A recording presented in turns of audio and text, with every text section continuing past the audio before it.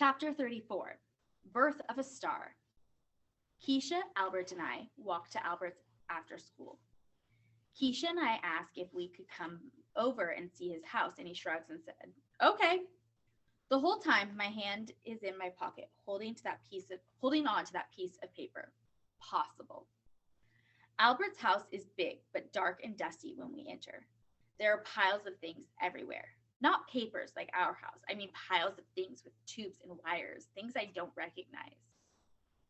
His mom greets us. "Hey, Albert, you have guests?" Her tone tells me that this never happens. "Yes, I do. These are my friends, Keisha Almond and Allie Nickerson. Allie and Keisha, this is my mother, Audrey Dubois," he says, waving at each of us as she comes over and shakes our hands. "Can I get you anything to eat?" she asks, sounding nervous. Albert pauses. "No, thank you. We'll just go upstairs." His mom says okay as we are already following him up a skinny, twisty staircase. "What kind of host," Keisha begins, "doesn't allow his guests to have food? Dang it, Albert. I wouldn't have minded some. It wouldn't be logical to offer you something that doesn't exist." "But she offered it to us," Keisha says. He opens his backpack and begins stacking his books on his desk like a pyramid. I can assure you that the refrigerator is quite empty. In fact, it hasn't been plugged in for a week. "Oh," Keisha says, her voice getting quiet. "I'm sorry, Albert. I really am." Now I know why his mom's voice sounded funny when she offered and why he eats so much at school. "Yeah, me too," I add. He turns surprised. "Why?" Keisha scrunches up her face, the look she gets when she really can't figure him out. "Well," I say, "because you don't have food or a refrigerator. It must be terrible to be hungry and not be able to eat. And it's probably embarrassing for you. Maybe. I mean, I think it would be, I guess." He tilts his head. "Filling the refrigerator does not fall within the parameters of my responsibilities. Therefore, the lack of food therein would have no reflection upon me whatsoever." We are silenced. I don't know about Keisha, but I couldn't answer that for $1 million from the look on her face. I don't think she can either. I finally lift my gaze from his face to look around his room. Just a bed, a desk, and an empty trash can. The carpet and his blankets are all dark green, but his walls have colorful posters, all science related. There's one I like the most, a picture of outer space, but with every color you can think of, all swirled together, with an orange glow off to the side. It's beautiful. I point at it. "Albert, what is that?" "That is the birth of a star, the single most important thing that can happen in space. Well, the single most positive thing, anyways." "It's beautiful," I say. He stares at it. "Indeed it is," he says, sitting down at his desk. Keisha laughs. "You are going to be a star one day, Albert. You'll do something amazing." I don't like, he shifts in his seat. "I don't wish to be in the limelight." "Limelight?" I ask. "I don't like a lot of attention." "Well, you better get used to it, Albert," Keisha says, "because there's no way on God's green earth that you won't have boatloads of it when you go out and cure cancer or discover another planet or something." That's my hope. I want to change the world, do something good. And then, all of a sudden, I feel sad as Keisha goes on about how famous Albert will be, how he'll be written about in history books and stuff. "Hey," Keisha says, poking me, "why so serious over there?" I'm thinking about all the things Albert and Keisha will do and how I can't even read. I can't tell them that, though, so I try to sound happier. "I'm not that serious." "Oh, yes, you are. Dead serious. You need to smile." "I am smiling," I say.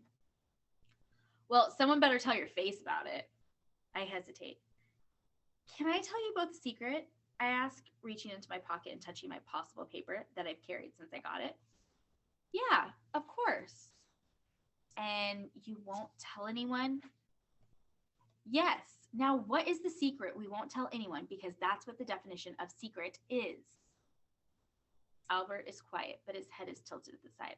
I have never really told anyone this, but I have a lot of trouble in school with reading and writing." "Well, Everything but math and art. Keisha laughs. That is not a secret. And then I feel terrible and I feel my eyes beginning to sting. I start walking away, but she pulls my sleeve and pulls me back. Albert looks upset. No, that's not what I meant. I meant that we know that, but it doesn't matter to us. However, Albert says, I do wish it was easier for you. We will not share your secret. Mr. Daniels says I have something called dyslexia, which makes it hard to read letters. That's why I've been staying after school, so he can help me. Keisha is wide-eyed. Extra school after school? That's terrible. I mean, terrible. I want to tell her I'd spend the night at school, hanging upside down in the closet if I could just read. I don't mind. He's nice to help me. And we'll help you, Albert says. But I worry that maybe he can't help me, I say. And then I mumble, it makes me feel like I'll grow up to be a nobody. How can you say that? Keisha asks. Well, you'll probably have some big successful baking company, and Albert will do whatever in the world Albert will do. And I'm just hoping to read a menu in a restaurant. Keisha steps up and puts her arm around my shoulder. You say he's going to help you, right? You say, Albert adds, and then pauses to think, that you'll grow up to be nobody. But logically, if nobody's perfect, then you must be perfect. Perfect? Me? No, I say. You are pretty perfect, Allie, Keisha says, laughing. Do like Mr. Daniels says, be yourself, be who you are.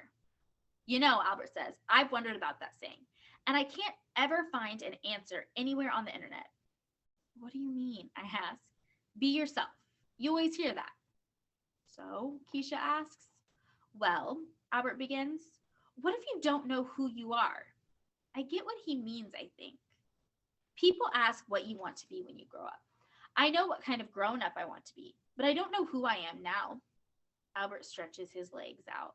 There are always people ready to tell you who you are, like a nerd or a jerk or a wimp. I think how it's hard not to believe the bad stuff.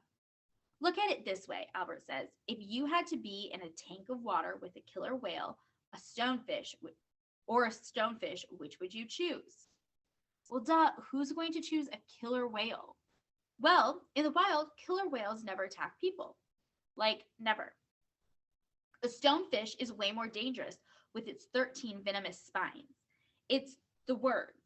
If the killer whale were called the friendly whale, no one would be scared.